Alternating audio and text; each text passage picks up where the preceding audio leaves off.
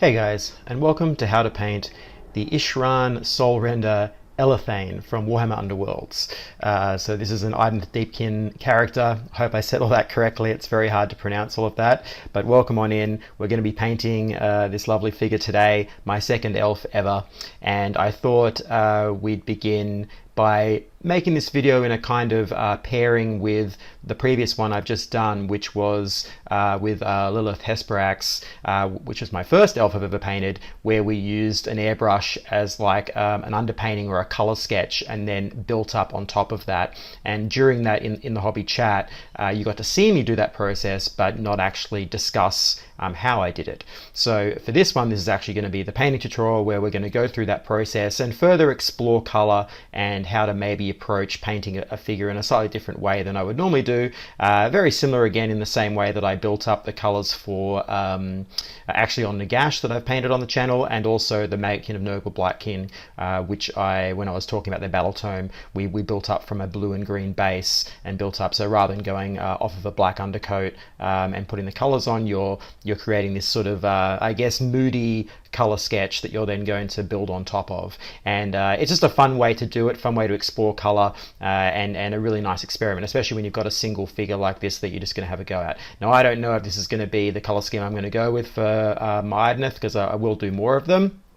But it's definitely going to be a fun experiment just to see. Now, one of the things we're going to be trying is, like with my blue steel color scheme on the Custodes, we're going to be using that blue metallic that I've got with this Vallejo air color steel, and mix in some of this I guess not fluorescent green, but this sort of metallic green that's very bright, and we're going to create like a blue green, I guess, metallic color, and use that for the armor here. But we're going to build it up from a lot of base tones of flat colors, so blues, greens. We've got a lot here to choose from, plus moving into some reds and oranges and yellows and so on. And so create this moody base of this sort of sea inspired scheme, and then on top of that we're going to have this true metallic of this sort of lovely sort of sparkling, hopefully blue-green kind of metallic going on the armor, and hopefully it'll all come together nicely. And then also using some contrast as well, mostly on the base and maybe a few other areas. But so yeah, we are going to be using an airbrush today. You know, you don't have to, you could do all this with a brush. If you look at the Maggotkin video I did, you'll see me using a brush, but we're sticking with a nice painterly style, just like with Lelith as well, and just exploring color. That's the purpose of this. So I hope you enjoy it, and I guess let's get started, eh? Okay, so to begin with, I'll say that this is all about play. So, you know, we're experimenting with color and process. So this isn't about creating a pretty model, and this tutorial is more about inspiring you to think about color differently, or to expand your horizons, rather than following it as a tutorial for, you know, an army or something like that. This is about learning and about experiencing, you know, painting for painting's sake. And so as you watch me here building in this color sketch with the airbrush, you'll notice that I'm starting from a dark color and moving up to lighter tones, so from blues through to purples and up into greens and yellows and oranges. And the reason for this is to sort of give us a base, something fun to work off of, rather than just a black undercoat or a white undercoat. And that's a way to sort of break up the, I guess, the routine of when you're painting. And it's going to suggest other things. The colors are going to mix, and it's all about finding interest. So you'll see me sort of hitting key areas, the face, the weapon, and so on, to lighten it up with those lighter tones. So the Kraken skin, or the Toxic Mist, or any of the lighter tones that I'm using, just hitting those areas, and it's going to suggest things to me as we move forward. But again, this is all about just finding out how you can do things in maybe a more expressive way, a painterly way, you know, and the lessons that you'll learn through this process you can take forward into that army painting and into those sort of more involved projects. But this should only be taking you maybe a day to complete, maybe two, but not a long amount of time, you know, maybe 8 hours or a little bit less or a bit more, but nothing more than that. We want to keep this in a contained way. We do want to finish it so that we can learn our lessons and see how we've gone at the end, and assess that for future projects, right?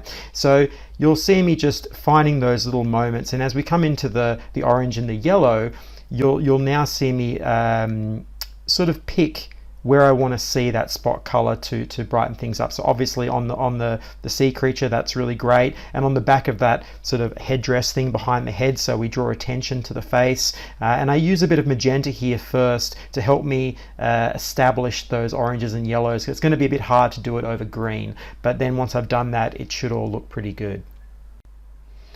And then once that's all done, we have this really great color sketch. And so it's now giving me all of that sort of inspiration to think about how I want to go forward. Do I want to leave some of this and, you know, expose the blends and the shading that's going on here? Or do I want to cover it completely? And that's entirely up to you as you're working through your process. You know, this is all about play once again. So I thought, what a great way to start then, just to get into that metallic. So I've been wanting to play around with this for a while. So using the air model colors, the blue, the steel, and that green, to try to come up with a sort of turquoise-ish start, and then build on that using the silver and building it up. And so that's what you'll see me doing, just playing with that and seeing if I can allow some of that underpainting to show through. And because this paint's quite thin, you do get a little bit of that coming through, and that's quite interesting. So to finish it off, rather than, let's say, go into my usual shade tones for color glazing, I thought, okay, let's break it up a bit and try something a little different, and we'll move into some contrast paints. So I got out the contrast paints. You know, you'll see me doing it, get the contrast medium, mix that together to keep it nice and thin, and then start using that to do my shading work and so on, just to give me a different look, so I can see at the end whether that's a direction I want to go in or not, because I know what the shade colors are going to do, but the contrast paints react a little differently, and it's nice to see how that's going to go. Now you will see me come back over, as I do with all my other metallic schemes that you've seen on the channel. I'll go back in and re-highlight this with the silver, and for that I'm using the Stormhost silver, not the air model color. The air model color is a little bit too thin and won't be good for line edge highlighting. So we go back to that Stormhost silver from GW and use that to pick out the edges and build the brightness, because one thing that happens when you do color glazing with any sort of glaze at all is that it's going to dull down the metallic shine of that true metallic surface. So you've got to bring it back, and you'll also see me doing some pre-highlighting as well before I put the glaze on, so that you've got enough tonal range there to actually make the whole thing pop and look like metal. It's paying extra special attention towards the face and around the top part of that model, but ultimately we want to see a little bit of shine, even though this is a very moody, colorful kind of piece, I guess.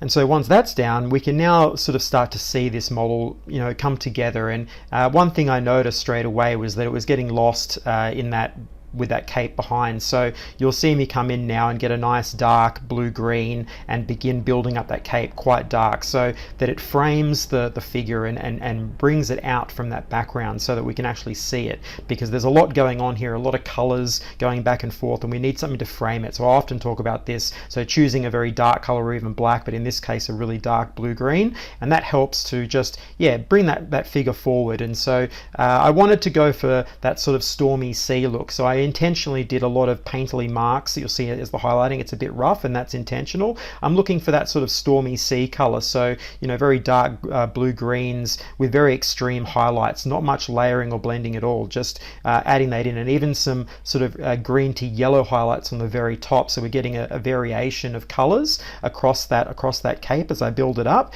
And that's just to get a sense of the sea. You know, I was just thinking about that while I was doing the cape, and so that was the direction that the painting took me, and so I went there and I started to play with that. And you'll see all those gradients and tones just building up from light to dark. Very simple painting, moving around that cape and just finding some little moments to add a little bit of texture or a little bit of highlights here and there, just to give me something to work with, and so I could then better see that armor, better see that character when I turn it around to the front. And that's I guess the goal there for something like that. You know, when you've got a lot going on, like when you've been using an airbrush and you're doing this kind of color sketch, you can find yourself getting lost in the colors, and so it's important to bring back some level of control. It can't be all play, you've got to rein it in somewhere, and this is the process of now making that choice. Where are you going to rein it in? Where are you going to let it go? And so to continue with that refinement and control, you will have seen me black out the front sort of skirt that he's wearing and then move into the base. And so the base, I really needed to start resolving that a little bit, because that was also distracting my eye to see how the figure was really going. So what I did was I began dry brushing up with some light grays, and just to give me some tonal variety, and then I went in with those contrasts again, and you'll see me just playing around and dabbing them in different quantities, and using a little bit of that Plaguebearer Flesh as a yellow to help me contrast against some of those blues and greens and give me a variation. And so that was a lot of fun, and I just played around with it, let it dry, take a look at it, try to darken some of the areas and build that in. And what I noticed once I'd done that is that one thing was that it was kind of getting a little bit washed out, so I wanted some brighter bright. So I brought in a little bit of Ushabti bone into the white when I was dry brushing the final highlights on top, just to add a little bit of warmth in there and help make it contrast against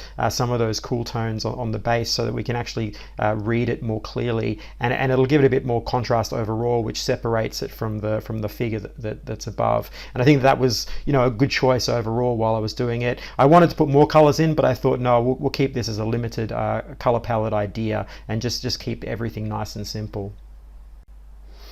And now we come to that skirt. So there was a few ideas I had here for this skirt, and ultimately I rested on the some of my blue-green blend that I do, but in reverse this time. So using the bright neon green at the top and the darker blue at the bottom, because I decided that the trim on that skirt and on the cape needed to be a color rather than a metallic.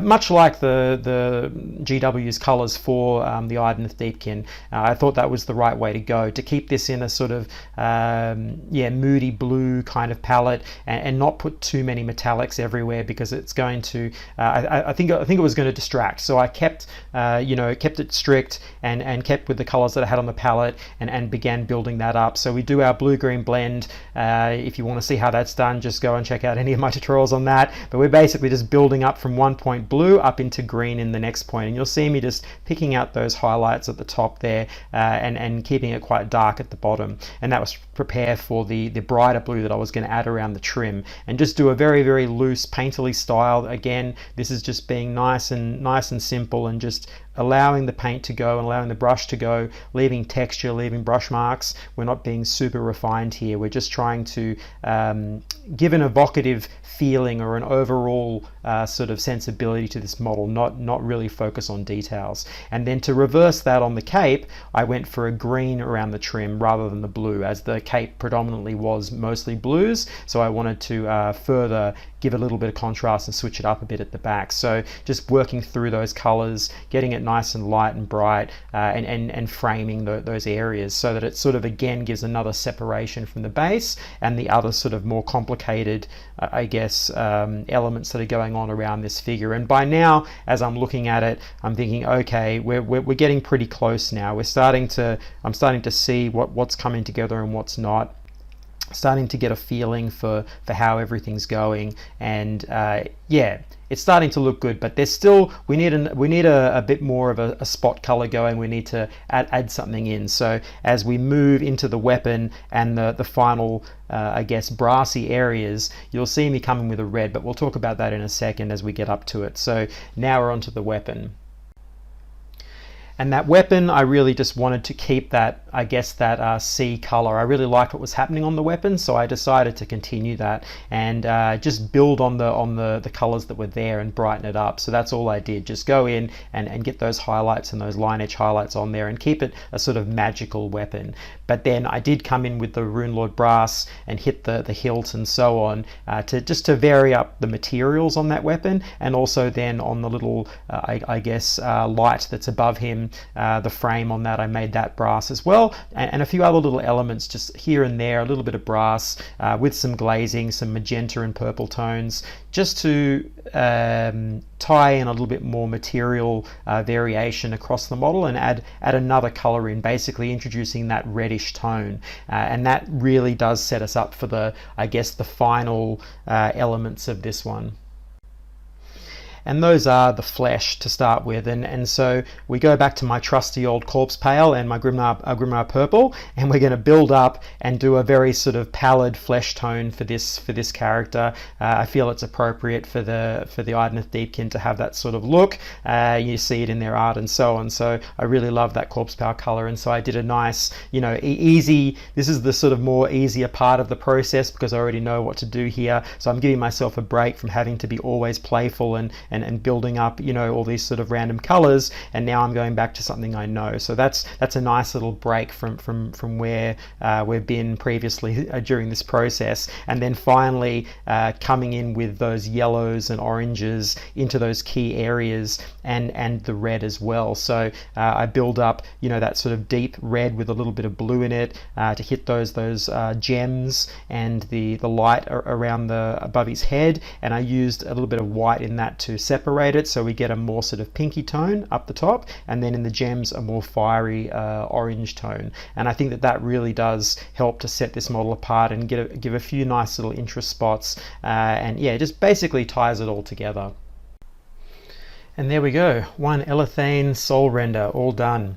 So yeah, this was a fun little challenge, a nice little color study or color experiment, you know. And as I said, there's no you know, you're not trying to complete some perfect color scheme. You're really just trying to learn. And so I think that overall, I think I've learned a lot from this, and some definitely some ideas going forward. Whether I keep this as a process for an army or not, I'm not sure yet, but I'm definitely going to have a think about it and see. And one thing that I have noticed is that I think that if I were to use this, or definitely use the green metallic, probably needs to start from a lighter base so that it stands out a little more, because it's still getting a little lost amongst the other colors, so it needs to be a little bit brighter to start with so that those glazes don't knock it back too much. So that was one thing I noticed overall. But yeah, look, I'm happy. It's great, you know, like, and it's my first Idoneth model painted, my second elf ever, which I'm really happy about. So yeah, I think that's really cool. And you know, if you have a go at this, I'm sure you'll gain your own knowledge and lessons from that experience. But it is really satisfying just to complete something in a relatively short amount of time and just keep it loose and painterly. You know, you don't feel the sort of the stresses of trying to get everything perfect. It's a nice way to approach painting for sure.